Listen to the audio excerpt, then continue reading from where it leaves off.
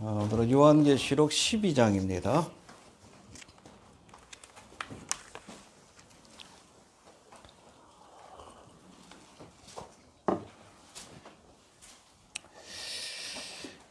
일 1절부터 마지막 절까지 보겠습니다. 12장. 하늘에 큰 이적이 보이니 해를 입은 한 여자가 있는데 그 발 아래는 달이 있고 그 머리에는 12별의 면류관을 썼더라.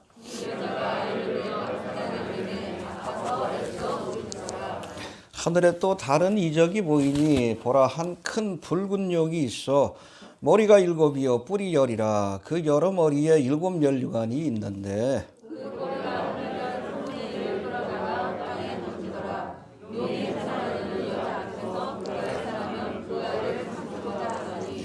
여자가 아들을 낳으니 이는 장차 철장으로 만국을 다스릴 남자라. 그 아이를 하나님 앞과 그 보좌 앞으로 올려가더라.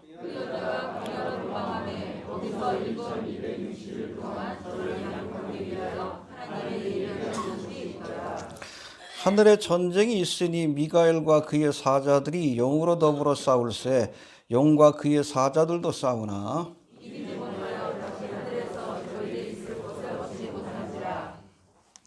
큰 용이 내어 쫓기니 옛뱀 곧 마귀라고도 하고 사단이라고도 하는 온 천하를 꿰는 자라. 땅으로 내어 쫓기니 그의 사자들도 저와 함께 내어 쫓기니라.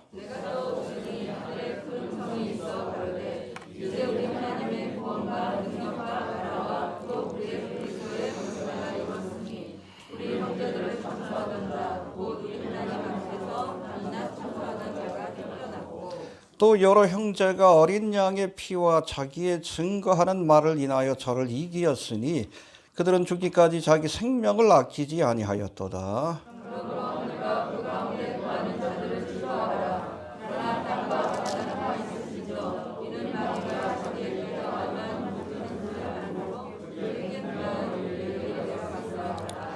용이 자기가 땅으로 내어 쫓긴 것을 보고 남자를 낳은 여자를 핍박하는지라.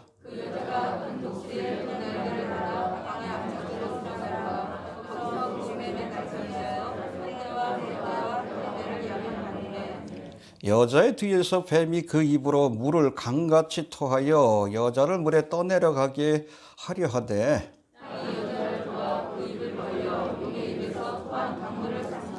함께 봉독합니다. 용이 여자에게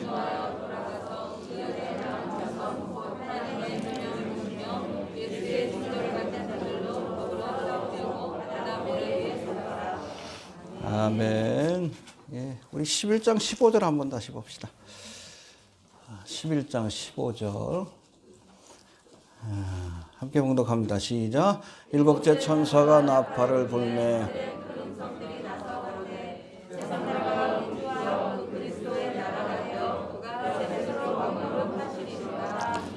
아멘.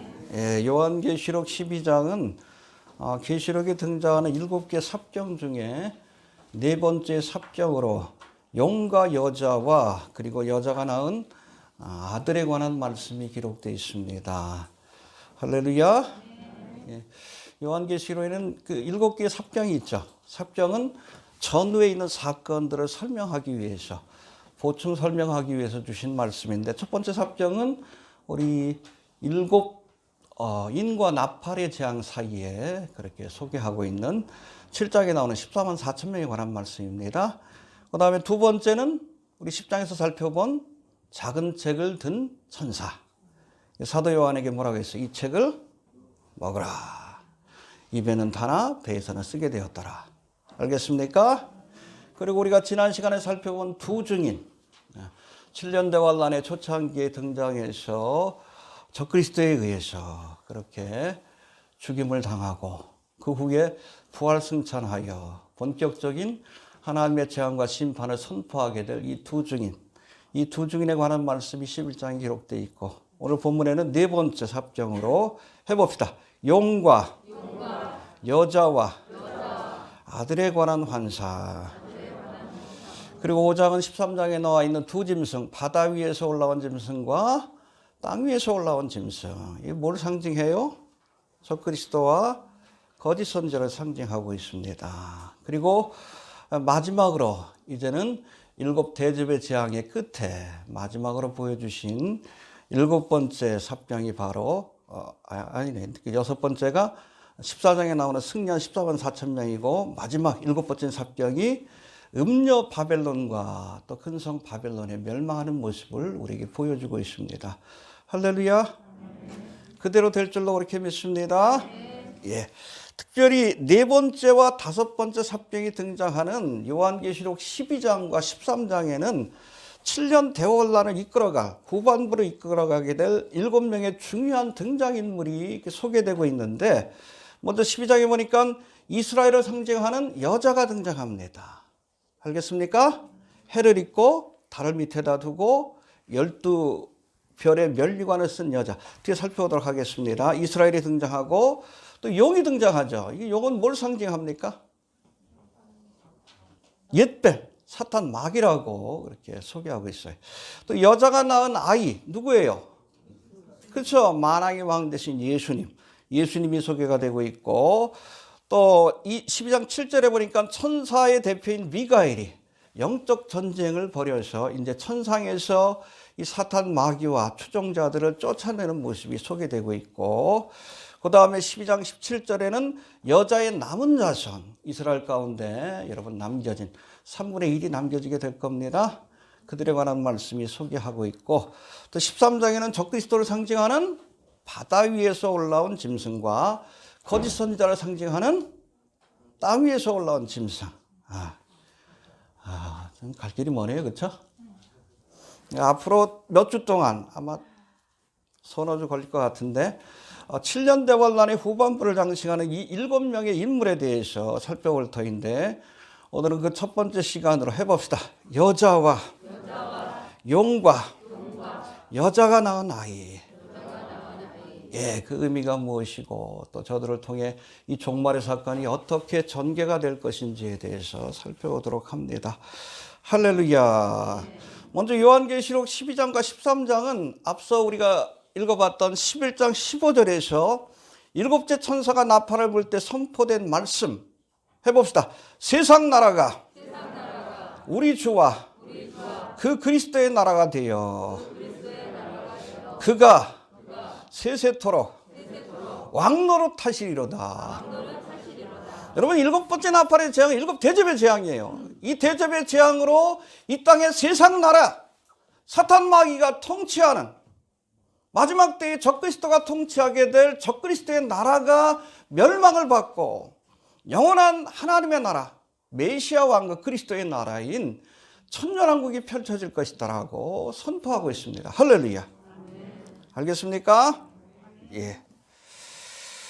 구체적으로는 12장에서 보니까 하늘에서 쫓겨난 용이 직접 아이를 낳은 여자인 이스라엘을 진멸하려고 애쓰는 모습이 그려지고 있고 또 13장에서는 사탄 마귀가 자신의 대리인인 적그리스도와 거짓 선지자를 내세워서 이 땅의 세상 나라로 상징되는 적그리스도의 나라를 세움으로 이 그리스도의 나라가 서지 못하도록 방해하는, 대적하는 모습을 보여주고 있습니다. 그러니까 하나님께서 이 땅에 그리스도의 나라를 세우겠다고 선포하니까 마귀가 그걸 막기 위해서 이 땅에 자기의 어떻게 보면 대리인인 적그리스도와 거짓 선지자를 내세워서 세상 나라를 세우게 됩니다. 그게 바로 뉴월드 오더예요. 마지막 세계 제국입니다. 이해가 되십니까? 그렇죠? 하나님이 그리스도의 나라를 세우려고 하니까 사탄 마귀는 그걸 대적하는 세상 나라를 세워서 또 자기의 대리인인 적그리스도를 세워서 하나님의 나라가 세워지지 못하도록 방해하는 그 영적 싸움의 모습을 우리에게 보여주고 있는 거예요. 그게 바로 12장부터 13장 그 모습이 그려지고 있는 겁니다. 세상 나라를 폐하시고 그리스도의 나라를 세우시겠다는 11장 15절이죠. 하나님의 계획을 막아버리는 사탄 마귀의 마지막 몸부림입니다. 해봅시다. 마지막. 몸부림이다. 그런데 이후로 우리가 살펴본 요한계시록은 이런 마귀의 무모한 도전이 결국 실패로 돌아가고 이 일을 주도했던 적그리스도와 거짓 선지자와 붉은 용 사탄 마귀는 결국 하나님의 심판을 받고 영원한 불못에 던져지게 될 것이다라고 그렇게 말씀하고 있습니다. 할렐루야. 여러분, 우리가 믿음의 길을 가다 보면 여러 가지 고난도 있고 영적인 그런 싸움도 있지만 궁극적인 승리는 하나님의 백성들에게 있다는 것을 우리가 알아야 합니다. 그게 보여주는 것이 요한계시록이에요. 지금은 어둠의 세력들이 득세하고 있지만 궁극적으로는 이 땅에 그리스도의 나라가 세워질 겁니다. 미국 선거 보니까 이제 얼마 안 남은 것 같아. 그렇죠? 트럼프는 어찌 보면 이게 4년의 기간이 유예 기간인데 공화당도 민주당도 속한 사람이 아니에요. 미국의 공화당은 네오콘, 여기도 세계정부주의자입니다. 민주당 뭐 좌파라 그래서 이게 특별히 중국하고 혈탁이 돼가지고 미국 경제를 무너뜨려가지고 뉴월드 오더를 세우려고 하는 사람이요. 아마 클린턴이 되었으면, 힐러리가 되었으면 아마 이게 미국이 지금쯤 경제가 망가졌을 거예요. 그래서 망가진 미국의 경제를 누구를 중심으로? 중국을 중심으로 뉴월드 이코노믹 오더를 세워서 이 땅에 뉴월드 오더를 완성하려고 했는데 그거를 어떻게 보면은 막고 있던 사람이 트럼프예요. 뭐 선거 결과가 나왔죠? 소송으로 간다 그러는데 힘들어요. 소송하려면 돈이 필요한데 공화당에서도 돈을 안 내놓습니다. 똑같은 놈들이어서 그래. 잠깐 뭐 미국의 우파는 뭐 기독교 아니요, 기독교 편 아니에요. 얘네들도 네오콘이요. 똑같은 것들이. 애리조나에서 패했죠 이번에. 맥케인 공화당 유명한 공화당 사람이 그러나 네오콘이에요. 얘네들이 충성하는 것은 미국이 아니요, 세계 정부지. 돈키호테였죠 여러분. 트럼프는 유일하게 일루미나티에 반대하는, 세계화에 반대하는. 그렇죠? 4년 동안 열심히 두들겨 팼잖아. 이게 별은 거예요. 별고 별러가지고 이번 선거를 뒤집었는데 결국에는 여러분 우편 투표 계속 조작이라고 얘기를 했잖아. 증거들이 나와도 소송까지 가서 밝혀져야 되는데 거기까지 갈 수 있을까 모르겠어요. 지금 보면 하나님께서 어둠의 세력들이 득세하도록 허락하신 것 같다는 느낌이 들어요. 그래서 여러분, 어둠의 세력이 득세한다는 것은 그만큼 주님의 심판의 때가 다가왔다. 기쁜 소식입니다. 어찌 보면. 그제야 끝이 오리라. 그래야 끝이 오는 거예요. 영적 싸움이에요. 영적 싸움. 이 땅에 세상 나라를 세우려고 하는 사탄 마귀와 이걸 무너뜨리시고 그리스도의 나라를 세우려고 하는 메시아 왕국을 세우려고 하는, 그게 여러분 킹덤 오브 갓이고 천국입니다. 천국의 개념은 공간의 개념이 아니에요. 똑같은 땅이라 할지라도 사탄 마귀가 다스리면 이것이 지옥과 같은 것이 돼요. Hell to us, hell upon us라고 얘기를 합니다. 여러분 뉴월드 오더고 적그리스도의 나라예요. 이걸 무너뜨리시고, 그렇죠? 뜨인돌 대신 예수님 무너뜨리시고 마지막 적을 무너뜨리시고 이 땅에 주님이 다스리는 나라, 그게 천년왕국이고 메시아 왕국입니다. 에덴 동산과 같은 그런 나라가 펼쳐지게 될 것이다라고 말씀하고 있어요. 그 과정을 보여주는 게 요한계시록이요. 본격적인 영적 싸움을 우리에게 보여주고 있어요. 지금도 싸우고 있지만. 근데 우리는 결론을 알아요. 주님께서 이기십니다. 그리스도의 나라가 세워질 겁니다. 할렐루야. 네.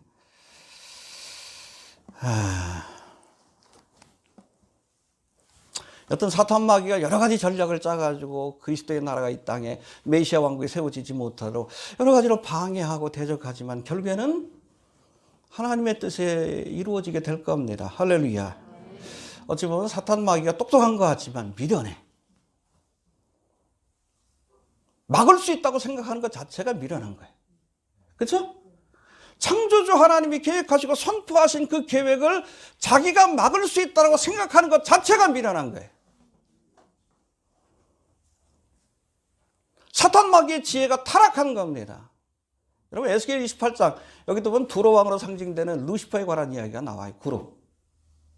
루시퍼가 타락하기 이전의 모습과 타락한 이후의 모습에 대한 설명이 나오는데 기름 부음을 받던 덮는 구름으로 그렇게 창조된 루시퍼가 타락하여서 그 판단력이 흐려져요.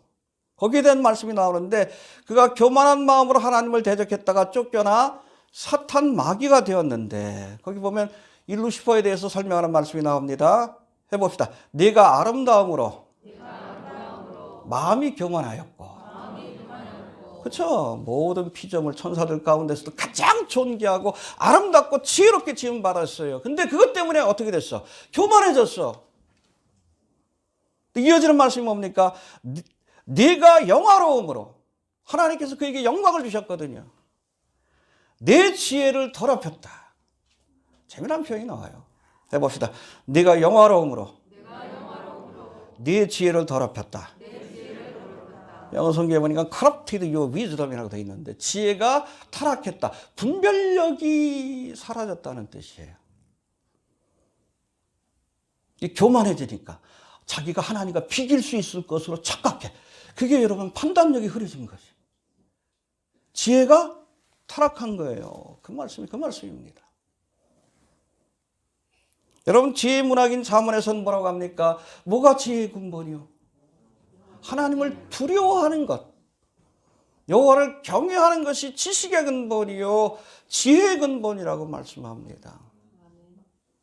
창조주 하나님을 인정하고 하나님께서 전지전능하심을 인정하고 두려워하는 것으로부터 지혜로운 삶이 시작이 돼 올바른 판단력이 생기는 거예요. 근데 루시퍼가 교만해가지고 하나님, 하나님과 내가 비길 수 있지?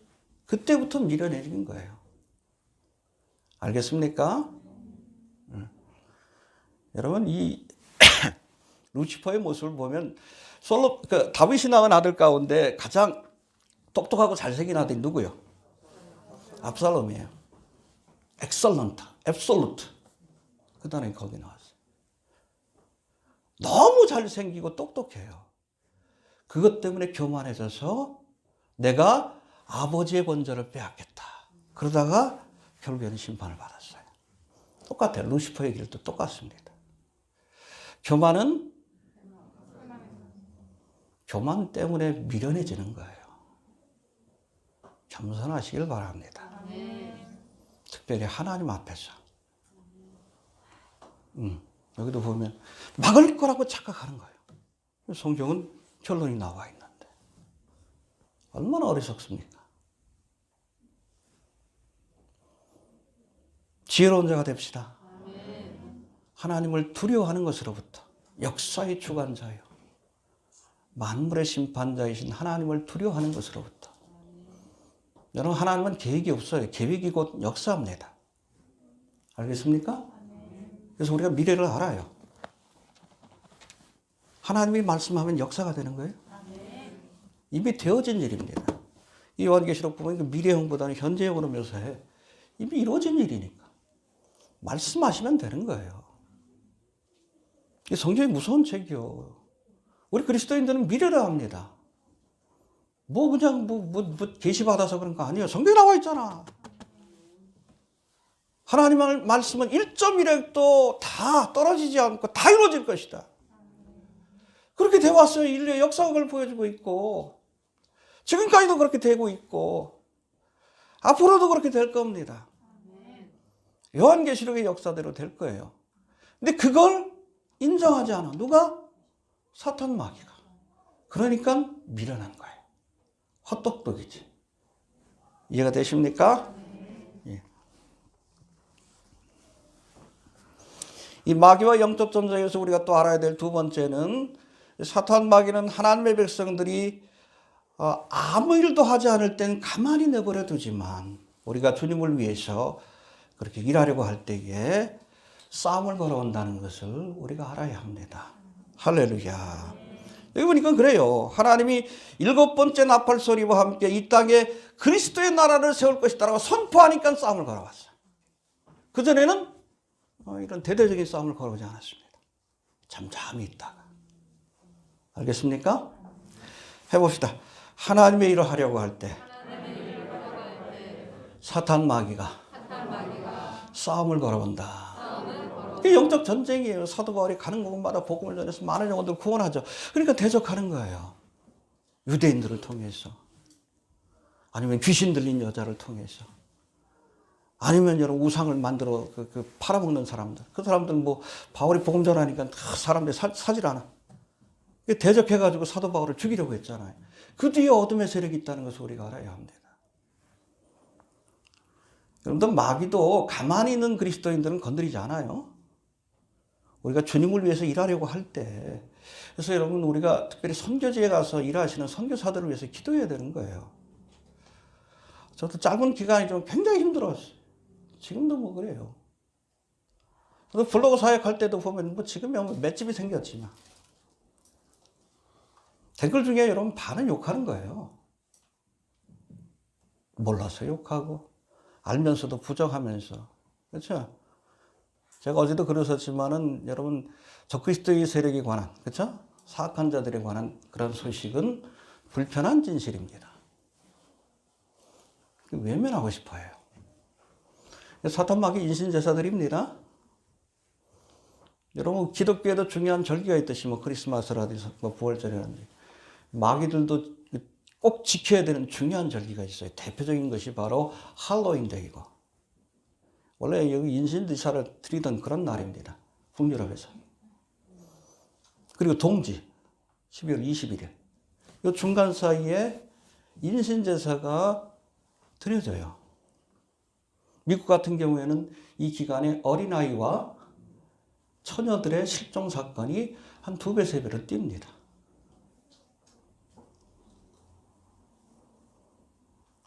박지선 씨도 좀 의심스럽죠? 흔적을 보면 666이 너무 많이 나와. 왜 트위터에 팔로워가 66만 6천 명이에요. 666이요. 자기가 팔로잉 한 사람이 66명이고 66이라는 숫자도 얘네들이 신성시 여기는 건데. 그리고 태어난 날부터 여러분 사망 그날까지 계산해 보면 만 얼마가 이렇게 나오는데 그 수비약으로 계산하면 666이야. 인증이에요. 그건 우리가 했다라고 인증하는 거예요. 세월호 사건 이후에도 여러분 중요한 사건마다 수비약적 계산이 나오죠. 한 7번인가 계속 반복이 돼. 그 세월호 조사위원회도 뭐 전시아니요. 우리가 했어라고 인정하는 거예요. 한편으로 숨기면서도 자랑하길 원합니다. 이 마귀의 본성이요. 루시페리안의 본성이에요. 사탄 마귀가 그런 존재예요. 숨기면서도 왜? 공개적으로 드러나면 큰일 나니까. 그러면서도 알리길 원해. 관종이요. 정광훈 같아, 사탄 마귀도. 관종이에요, 관종. 어떤 분이 그래요. 한 10년 동안 저도 사역하는데, 시덥지 않은 뭐 교회에서는 뭐 신고가 들어오고 뭐 고발한다. 그게 들어왔는데, 여러분 대형 기획사에서는 전혀 신고나 고발이 없었어요. 왜 그런지 아셔요? 아니요, 시끄러워질 거 아니에요. 알려주길 원하는 거예요. 이게 마귀의 본성이에요. 무슨 뜻인지 아시죠?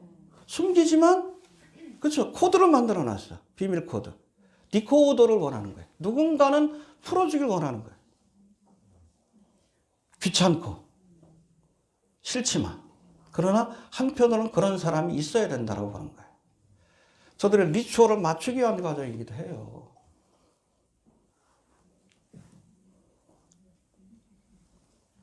루시페리안들이 뭐라 그러는지 아십니까?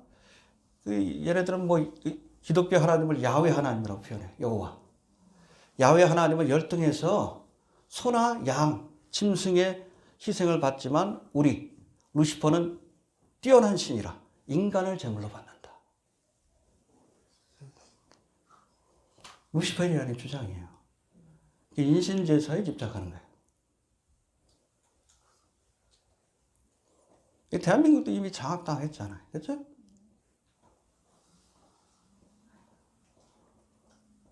그럼 백그라운드를 알면 이해가 됩니다. 왜 하필 연예인들의 죽음이 그냥 할로윈데이와 동지 사이에 이렇게 집중되는지.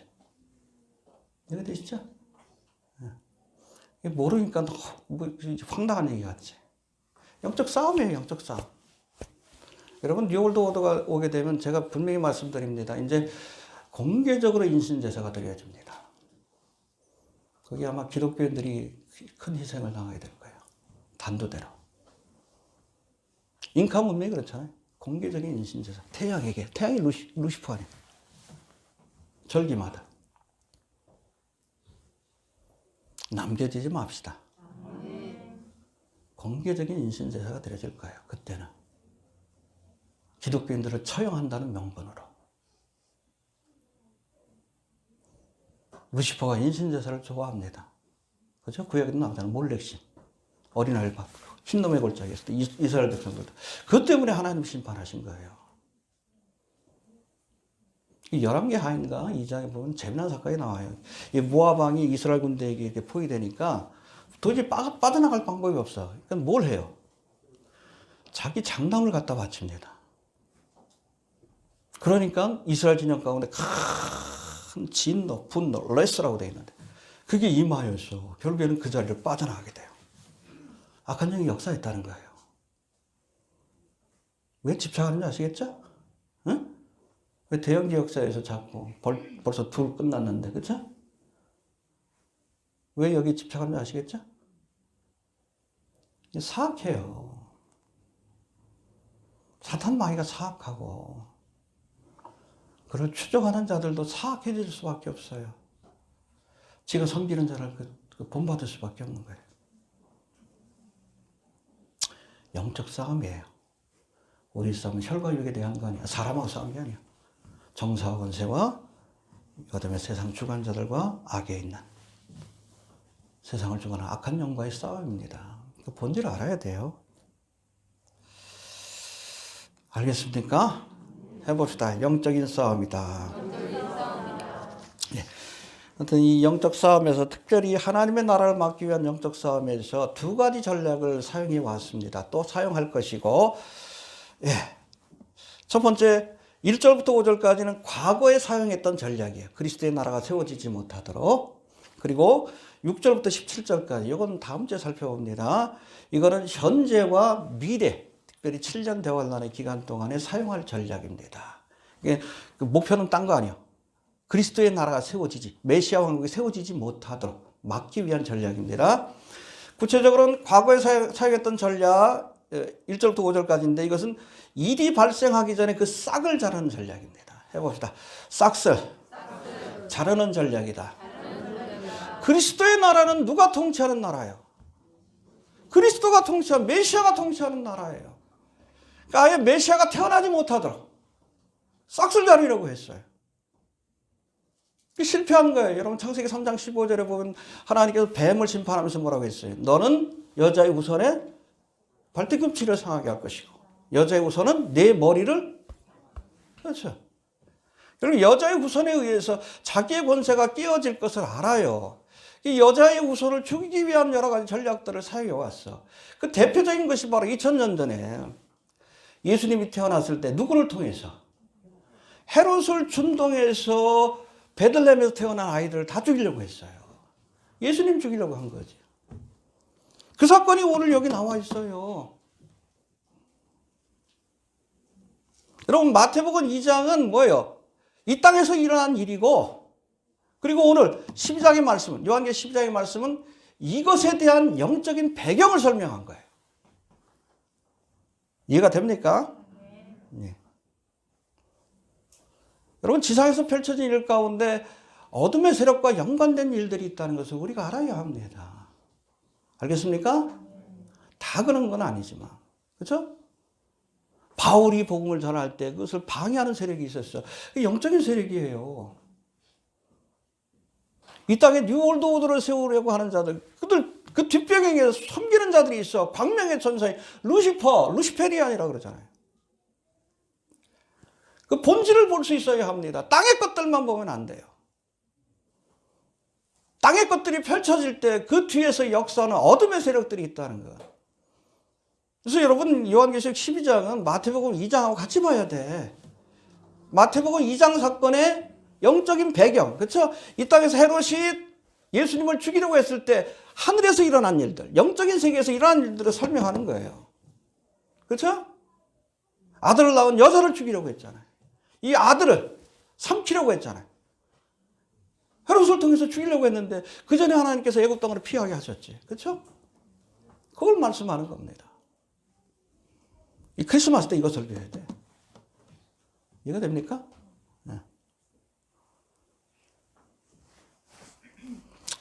알겠습니까? 네. 자, 이처럼 그리스도의 나라를 세우실 그리스도의 탄생 자체, 그러니까 메시아 왕국이니까 메시아를 죽여버리면 되잖아. 근데 이게 성공했어요? 실패했지. 실패하니까 전략을 바꾸는 거예요. 그게 6절부터 쭉 나오는데. 과거의 전략이 실패하자 이제 사탄 마귀가 전략을 바꾸어서 이제는 그리스도를 낳은 여자, 뒤에 설명하겠지만 이스라엘입니다. 이스라엘을 진멸함으로 이 땅에 이스라엘이 제사장 나라로서 통치하게 될 메시아 왕국, 그리스도의 나라가 서지 못하도록 애쓰고 있다는 겁니다. 알겠습니까? 여러분 이사야서를 봐요. 거기 메시아 왕국에 대한 약속이 있지. 누구에게 주신 거예요? 이스라엘에게 주신 거예요. 에스겔서에도 나옵니다. 그게 바로 천년왕국의 환상이. 스가랴에도 나오고. 그렇다면 여러분 사탄마귀 어떻게 생각하세요? 야, 메시아 왕국은 예수님의 왕으로, 그리고 이스라엘 백성이 제사장 나라로서 다스리는 그런 나라구나. 다음 전략은 뭐예요? 이스라엘을 없애버리는 거지. 그건 여러분 2차 대전 때 히틀러를 준동해가지고 유태인들을 다 죽여버리려고 했어요. 안티세미티즘. 그 뒷배경에 뭐가 있어요? 사탄 마귀. 그리스도의 나라 메시아 왕국을 서지 못하게 하려는 사탄 마귀의 스킨, 괴계가 있다는 거예요. 이해가 됩니까? 그래서 여러분 2차 대전 때 유대인 가운데 몇 명이 죽었다고요? 600만 명. 근데 그 당시에 여러분 유대인이 한 1800만 명. 3분의 1이 죽었어요. 지금 그때보다는 인구가 많지 않습니다. 한 1600만 명 정도 돼요. 지금은. 그때 하도 많이 죽어가지고. 근데 여러분, 이걸로 홀로코스트가 끝난 게 아니에요. 더 큰 홀로코스트가 있습니다. 성경에 나와 있잖아요. 스가랴 13장에 나오잖아요. 8절 9절인가? 유대인 가운데 3분의 2가 멸절될 것이다. 누구에 의해서? 이번 히틀러가 아니요. 적그리스도에 의해서. 언제? 7년 대환란 때. 그 가운데 3분의 1을 하나님께서 보존해 주신 거예요. 여자의 자손 가운데 남은 자 뒤에 나오죠. 3분의 1. 더 큰 홀로코스트가 남아있는 겁니다. 뭐 딴 건 아니에요. 이스라엘 왜 이렇게 미워하는가? 이스라엘을 통해서 메시아 왕국이 세워질 것을 알기 때문에 이스라엘을 미워하고 죽이려고 하는 거예요. 역사 속에서 안티세미티즘, 지금 뭐 유럽이나 미국에서도 심지어 우리나라에서도 뭐 이스라엘에 대한 반감. 이게 바이든이 지금 됐는데 그 부통령이 사실은 그 얘기를 합니다. 바이든 80 넘었어요? 치매 노인이요? 실제로 여러분 그림자 정부가 이 바이든을 세운 건 바이든을 보고가 아니라 그 부통령 여자 있죠? 그 여자를 보고 세웠다라고 얘기를 합니다. 이거 허수아비예요, 바이든은. 근데 이 여자 이름이 기억이 안 나네. 해리스 뭐라고 되어 있는데 이 여자는 철저한 여러분 안티세미티즘, 반유대주의자예요. 중동 정책도 팔레스타인을 지지합니다. 그림이 뭔지 아시겠죠? 그 뒤에 뭐가 있어요? 이스라엘을 멸절시키려는 사탄 마귀의 세력이 있는 거예요. 그 얼마 전에 스피커 그 안티세미티즘에 관한 그 영상 만들었다가 폭발했죠. 그래서 유튜브 영상 만들었다. 이 여자 제정신이 아니에요. 아니 그 일루미나티에 대해서 알리는 영상을 이렇게 만들다가 왜 갑자기 일루미나티가 좋아하는 영상을 만들어? 분별력이 없는 거예요. 위험해요. 안티세미티즘 뒤에 여기 나와 있잖아. 누가 있어? 여기 있어요. 사탄 마귀. 이 땅에 그리스도의 나라가 세워지지 못하도록. 왜냐하면 약속된 그리스도의 나라가 이사야서에 보십시오. 메시아 왕국 그리스도의 나라 같은 말 아니에요. 이스라엘에게 주신 약속이에요. 이스라엘이 없어져야 그 나라가 세워지지 못한다라고 착각하는 거예요. 다 죽여버리려고 하는 거예요. 7년 대환란의 기간 동안. 근데 그 가운데 하나님이 3분의 1을 보존하는 거예요. 그래서 여러분 마태복음 24장에 나오죠. 멸망에 가증한 것이 거룩한 곳에 선 것을 보고 이게 신호탄이요. 이때부터 유대인들을 학살하기 시작할 겁니다. 빨리 도망가라. 하나님이 얘기하신 높이죠. 그래서 그 말이 나온 거예요.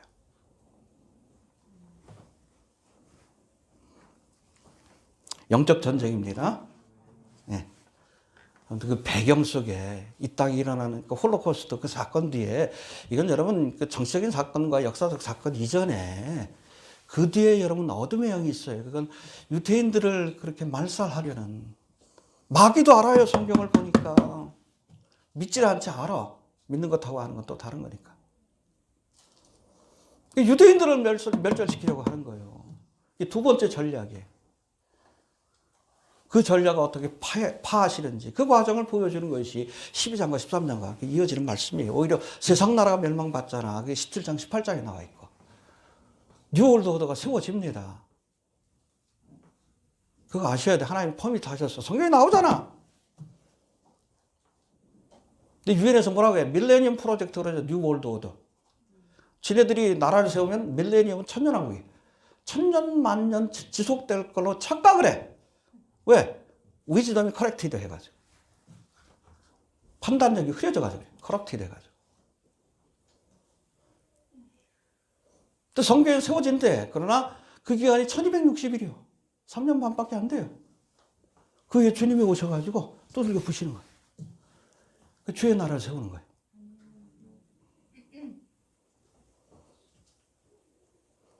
미래에 관한 말씀이에요. 그때는 휴가 되시길 바랍니다. 네. 우리하고는 상관없어요. 이스라엘이 주신 약속이 성취되는 기간이기 때문에. 자, 이제 두 번째 여자와 용과 아들에 대해서 1절부터 3절, 5절까지 나와 있는데 하나씩 좀 살펴보도록 합시다. 먼저 1절 한번 봅시다. 시작.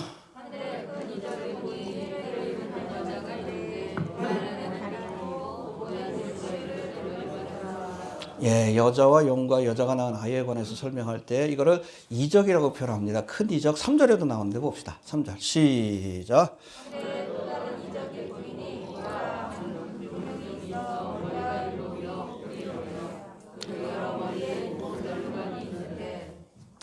예, 여기 이적이라고 되어 있는데 사실은 좀 번역이 좀 문제가 있어요. 헬라어로는 세메이온이라고 되어 있는데 이건 사인 혹은 심벌이라는 뜻입니다. 상징이에요. 하늘에 한 상징이 보이는데 여기 여자가 있고 큰 영이 있더라. 할렐루야. 이 상징을 통해서 하나님께서 교훈을 주시는 겁니다. 해봅시다. 상징을 보여주셨다. 여러분 요한계시록에는 상징적인 표현들이 많이 등장합니다. 뭐 바다 위에서 올라온 짐승, 땅 위에서 올라온 짐승, 뭐 두 증인 여러 가지 상징들이 있는데 대부분의 이런 상징들의 의미는 곧바로 그 뒤에 설명이 나옵니다. 여러분 이 용에 관한 설명은 어디 나와요? 3절에 나와 있는데 그렇죠? 큰 용. 큰 용에 대한 설명이 어디 나오죠? 9절에 바로 나와요. 9절에. 그렇죠? 봅시다. 9절 시작.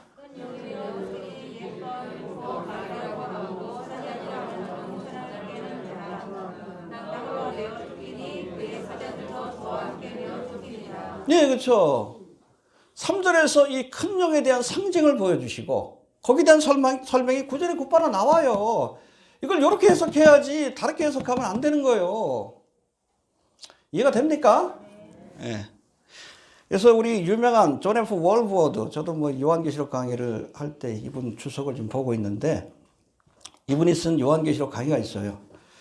여기 보면은 그런 설명을 합니다. 요한계시록에는 상징의 의미를 곧바로 설명하는 경우, 그러니까 이 용의 경우처럼 이렇게 이야기하고 바로 설명해 주는 거예요. 26번 나옵니다. 대부분의 상징은 그 밑에 그 설명이 나옵니다. 그걸 가지고 해석을 해야 돼. 엉뚱한 거 갖고 해석하면 안 돼요. 또 그런가 하면 그것을 곧바로 설명하는 말씀이 나오지 않을 때는 이거를 100% 구약에 있는 말씀을 보면 그 내용이 나와요. 그래서 월버드는 그 얘기를 합니다. 요한계시록이 404구절로 되어 있어요. 404구절로 되어 있는데 그 가운데 278구절이 구약 성경하고 연결되어 있습니다. 당시에 하나님의 말씀이죠. 그렇죠? 네. 이 말씀을 가지고 구약의 말씀을 가지고 해석을 해야 돼.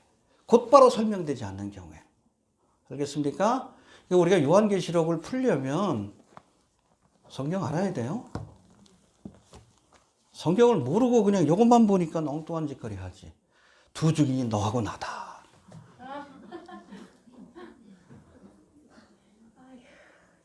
어느 뭐 사이트에서는 두죽이니 무슨 그 흑인 목사 있지? 누구야? 데비도? 걔가 두죽이니래.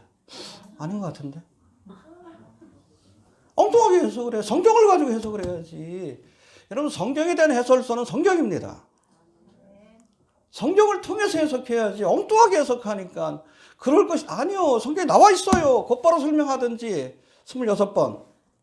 아니면 구약의 말씀에 다 나옵니다. 말씀을 가지고 풀어야지. 엉뚱한 거 가지고 풀어. 설명이 나오는데. 아까 말씀드린 것처럼 이 용에 대한 설명은 9절에 나와요. 9절 한번 봅시다. 9절. 3절에 대한 설명이 9절에 나옵니다. 시작.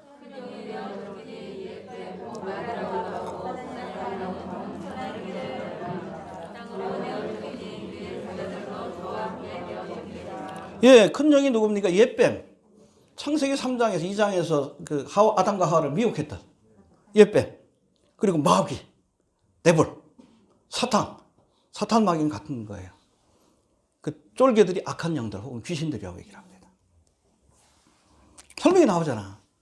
이걸로 설명을 해야 돼요. 해석을 해야 합니다. 그렇지 않으면 잘못된 해석이요. 그런가 하면 5절에 보면 여자가 낳은 아들에 관한 말씀이 나오는데 한번 봅시다. 5절. 시작.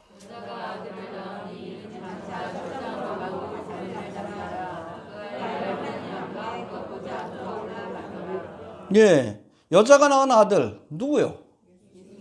어떻게 알 수 있어요?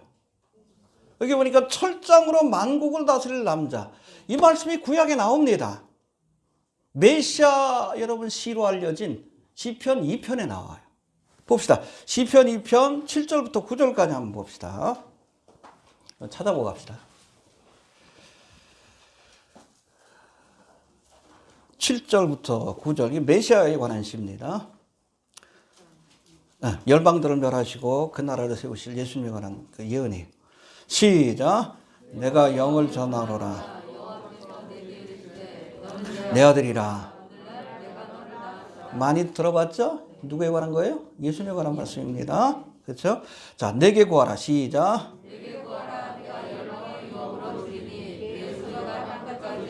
그렇죠. 주님께서 결국엔 이 온 세상을 다스릴 것이다. 그리고 또 나옵니다. 시작. 내가 철장으로. 자, 열방 나라들을 주님께서 철장으로 깨뜨리시고, 이 열방 나라들이 뭐 뉴월드 오더 아니야. 세계정부. 그리고 메시아 왕국을 세운다는 거예요. 이 메시아에 관한 예언입니다. 이 여자가 낳은 아들, 철장이라는 그런 말씀이 중복이 되잖아. 메시아예요, 메시아. 그런가 하면 2절에 등장하는 여자에 관한 말씀, 2절 봅시다. 시작. 1절이네, 1절. 죄송합니다. 시작.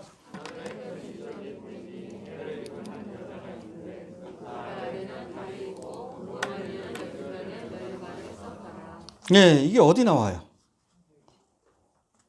이 여자에 관한 말씀이 어디 나옵니까? 창세기 37장에 나와요. 요셉의 꿈 가운데. 결론부터 말하면 이 여자는 12지파, 그렇죠? 12개의 별로 된 멸류관에서 12지파로 상징되는 이스라엘을 의미합니다. 여기에 대해서는 조금 더 구체적인 살펴볼 텐데, 우리 1절, 2절 다시 한번 봅시다. 시작.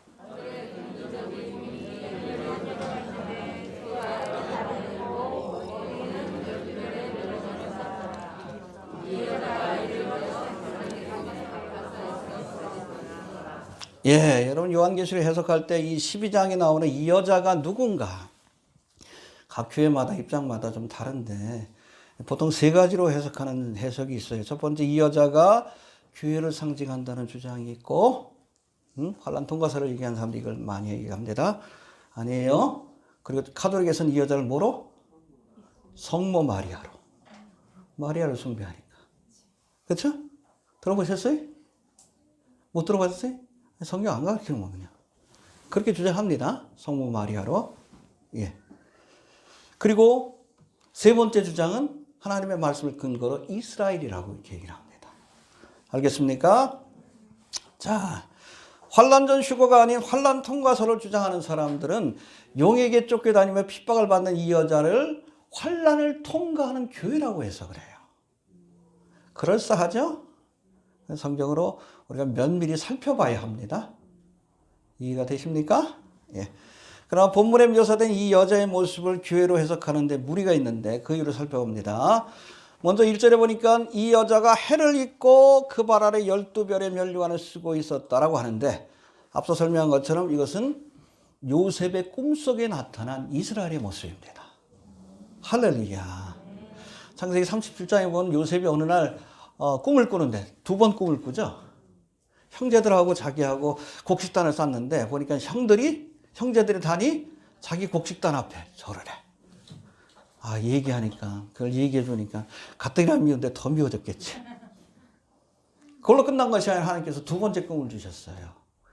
2번째 꿈을 줬는데 이번엔 뭐예요?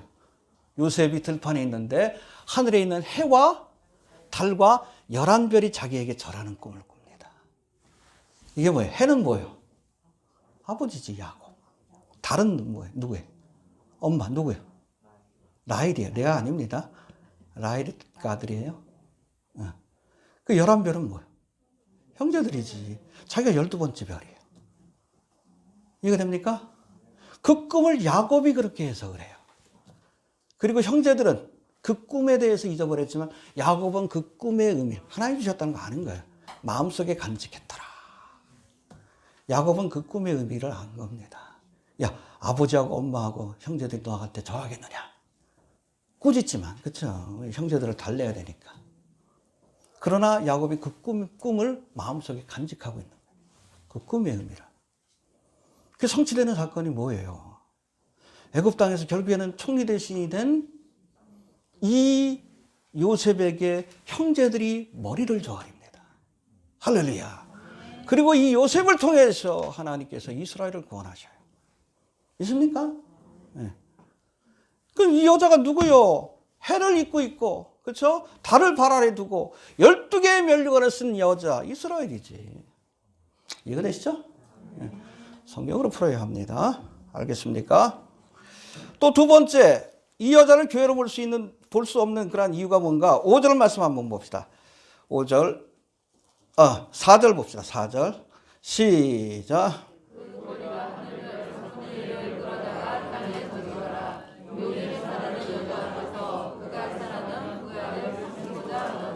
예, 또 5절에 보면 이 여자가 아들을 낳아요.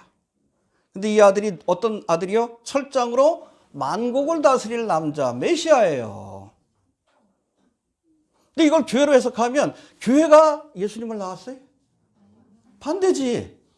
예수님이 교회를 탄생시켰지. 이스라엘을 통해서 예수님이 오셨죠. 이해가 됩니까? 예. 이걸 교회로 해석하면 이게 해석이 안 돼요?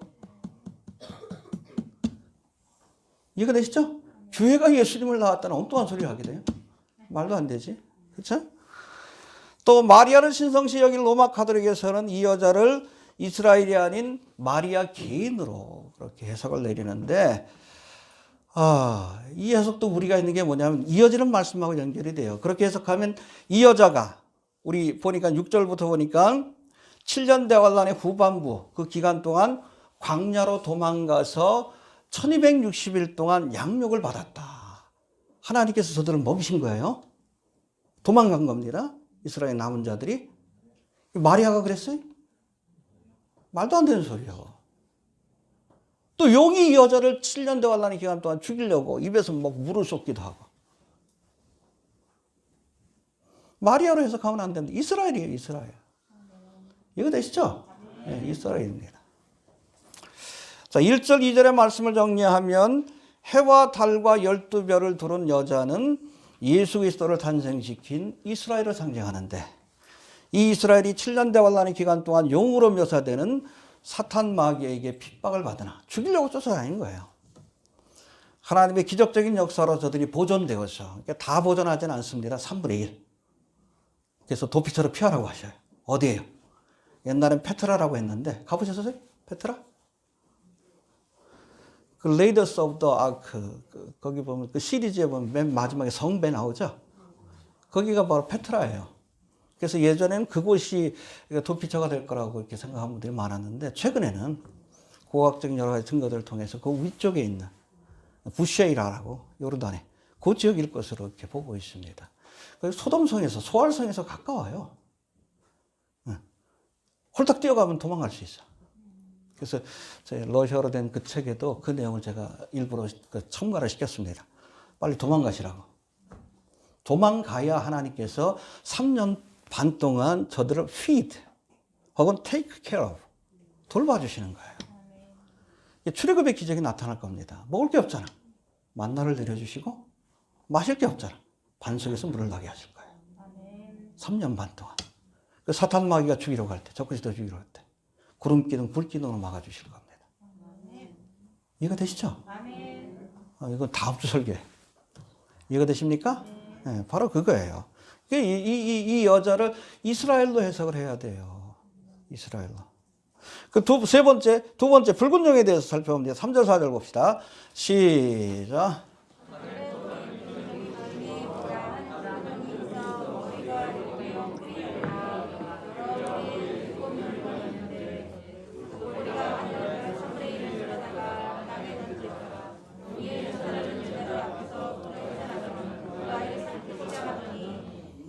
예, 여기 붉은 용이 나오네. 이 붉은 용이 뭐라고요? 사탄 마귀 9절에 나와 있어요. 근데 어떤 사람이 이 붉은 용이 그 중국 공산당이래. 참 코미디도 아니고. 이 붉은 용을 탄 여자는 공산당을 뒤에다 엎은 뭐 로마 카톨릭이래. 그렇게 해석하면 안 돼요. 왜 자꾸 엉뚱하게 해석을 해? 나와 있잖아. 여기 9절에 나와 있잖아요. 사탄 마귀라고. 아무리 공산당이 싫어도 나는 공산당, 저도 싫어요. 자꾸 저를 보고 그냥 그 방빨로 그러는데 저도 빨갱이 싫어요. 이상한 사람들이야. 성경은 제대로 해석해야지. 이해가 됩니까? 붉은 용 공산당 아니에요. 사탄 마귀입니다. 네. 근데 왜 붉다라고 했는가? 헬라로 보면 필로스라고 되어 있는데 퓨리어스라는 뜻이 플레임. 진노한 거예요. 독이 오른 거예요. 독이 오른 거예요. 독이 올라가지고 이스라엘을 죽이려고 광분하는 모습을 보여주는 거예요. 이게 붉은 용입니다. 하나님의 백성들을 죽이기 위해서 아주 그냥 독이 반짝 오른 고추처럼 그냥 빨개져가지고 그런 거라고 보시면 됩니다. 근데 머리가 7이고 뿔이 10이라 계속 반복이 돼요. 이거 다니엘 7장에도 나오는 말씀인데 짐승 해봅시다. 용의 머리가 7이요. 뿔이 10이라. 이게 몸통은 하나인데 머리가 7이요. 여러분 역사 속에서 지금까지의 역사, 성경의 역사를 보면은 이스라엘을 대적하고 진멸하려고 했던 나라들이 있어요. 이 나라들이 여러분 대충 보면 7개의 나라로 정리가 됩니다. 이해가 되십니까? 이게 몸통은 하나요. 본질은 같아. 근데 시대마다 머리의 모습은 달라. 그렇죠? 이스라엘을 진멸하려고 했던 나라 첫 번째 어디예요? 애굽이지. 두 번째는 아수르. 세 번째는 바벨론.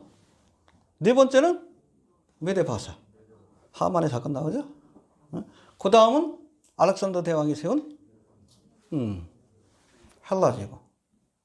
그래서 재미난 게 뭐냐면 17장에 보면 그 7머리 가운데 5은 망하였고 하나는 있고 다른 이는 아직 이르지 않았다. 요한계시록 쓸 당시에 해봅시다. 5은 망하였고 5 제국이 사라진 거예요.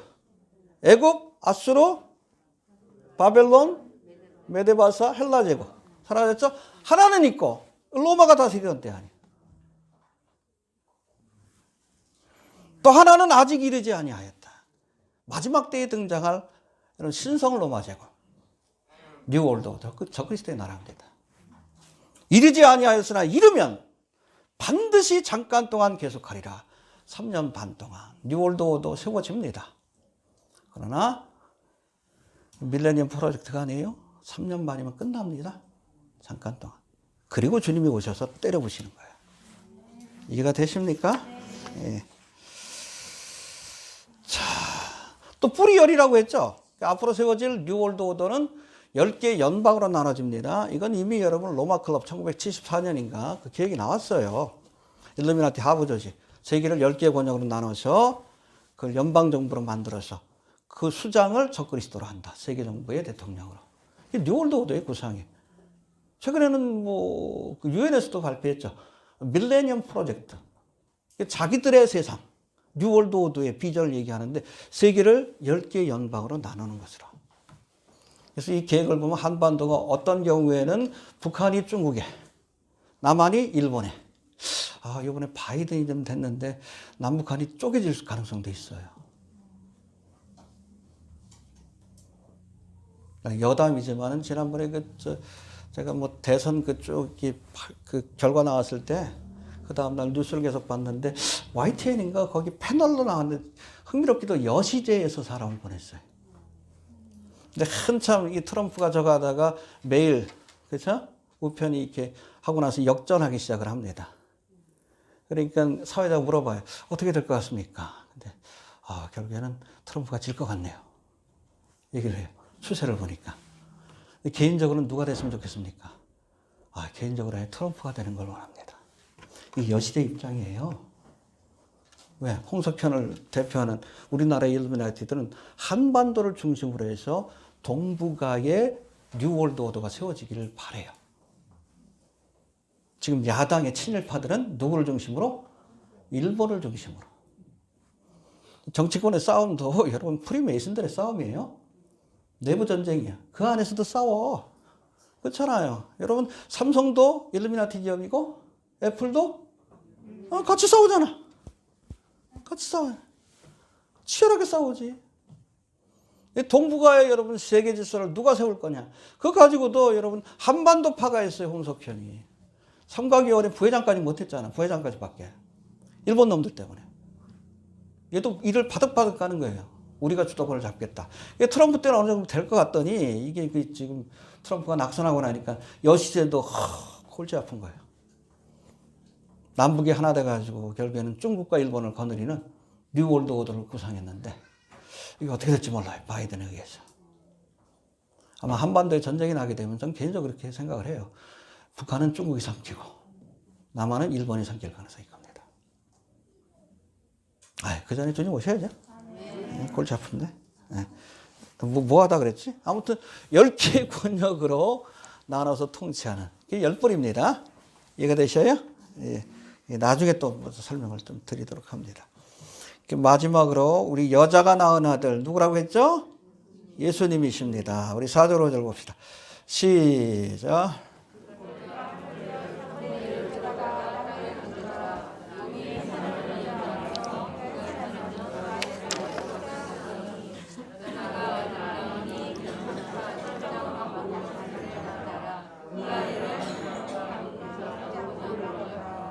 예, 3분의 1을 끌어다가 땅에 던지더라. 타락천사죠. 그러니까 루시퍼를 추종하던 천사들이 3분의 1이요. 아마 그 천사장 가브리엘, 미가엘, 루시퍼 이렇게 나눠졌던 걸로 이렇게 보통은 이해를 합니다.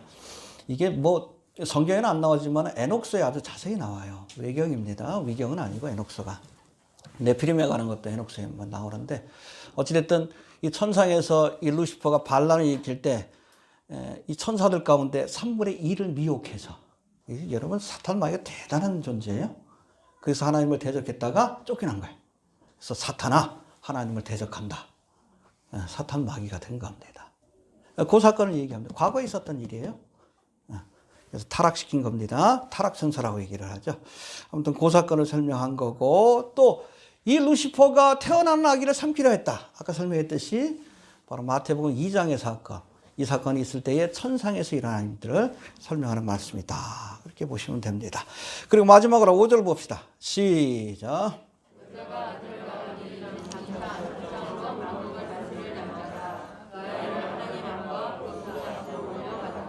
네, 여기가 2000년 전에 일어난 그 사건. 그쵸? 예수님께서 이 땅에 오셨어요. 사탄 마귀가 막으려고 했지만 실패했습니다. 태어나셔서 이 땅에서 대속의 사역을 완성하셨습니다. 십자가에서 죽으실 뿐 아니라 사흘 만에 부활하시고 승천하셨습니다. 그게 나오죠? 그렇죠? 그 아이를 하나님 앞에 그 보좌 앞으로 올려가더라. 승천하셔서 지금은 하나님 보좌 우편에 계십니다. 그런데 주님께서 뭐라고 했어요? 철장으로 만국을 다스릴 앞으로 재림하십니다. 그때는 여러분 그 뭐 어린 양으로 오는 게 아니에요. 사자로서 철장을 가지고 세상을 심판하기 위해서 또 다스리기 위해서 오신다는 것. 할렐루야. 알겠습니까? 예. 그 모습에 대해서 우리가 설명합니다. 정리합니다. 세상 나라가 우리 주와 해봅시다. 세상 나라가 우리 주와 그리스도의 나라가 될 것이다. 할렐루야. 이게 선포하니까 사탄 마귀를 막기 위해서 영적 전쟁을 벌이는 모습을 우리에게 보여줘요. 12장 14입니다. 마귀의 계획에는 결국에는 실패할 것이고 성경의 예언대로 만왕의 왕이신 주님이 오셔서 이 땅에 주님께서 통치하는 그리스도의 나라, 또 이스라엘이 약속한 메시아 왕국이 펼쳐지게 될 것이고, 참고로 그 나라에서는 여러분 이스라엘은 무슨 나라로? 열방을 대표하는 제사장 나라로, 그리고 우리 휴거된 교회 성도들은 그리스도의 신부 왕후의 권세를 가지고. 이거 됩니까? 여러분 첫 번째 아담이 에덴 동산에서 있던 세상을 통치하는 권세를 빼앗겼어요. 범죄함으로. 누구에게? 사탄 마귀에게. 첫 번째 아담이. 그걸 누가 회복하십니까? 둘째 아담이신 예수님. 첫째 아담 부인이 누구예요? 하와. 둘째 아담의 부인은 교회입니다. 여러분이 왕후의 권세를 가지고. 에스더서에 나오죠. 모르드게는 총리의 권세.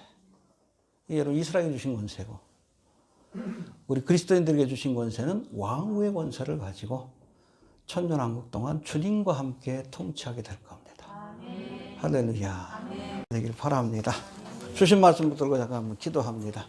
하나님 은혜를 감사합니다. 오늘도 귀한 말씀을 통해 하나님